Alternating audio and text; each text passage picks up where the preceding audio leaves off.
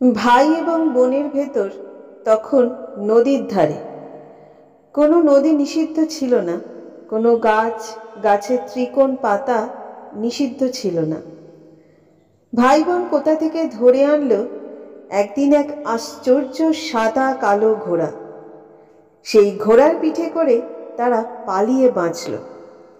ভাই বলল, বোন, তোকে ছাড়া বাঁচব না।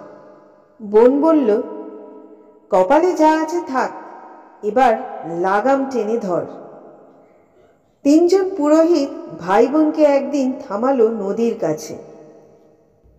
এ ঘোড়া তোমার? ছেলেটি বলল, না। এ ঘোড়া কি তোমার? মেয়েটি বলল, না। পুরোহিতরা সাধারণত মেয়েদের ব্যাপারে অসফল হয়, তখনও তাই হতো।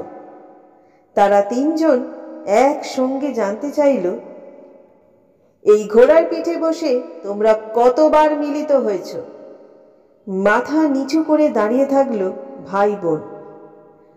ওই যে মাথা নিচু করে দাঁড়িয়ে থাকলো ভাই বোন, সেই প্রথম পৃথিবীতে আর কোনো দিন তারা মাথা উঁচু করতে পারেনি। ঘোড়াটিকে যেই নিষিদ্ধ করা হলো, সেই শুরু আধুনিক যুগ।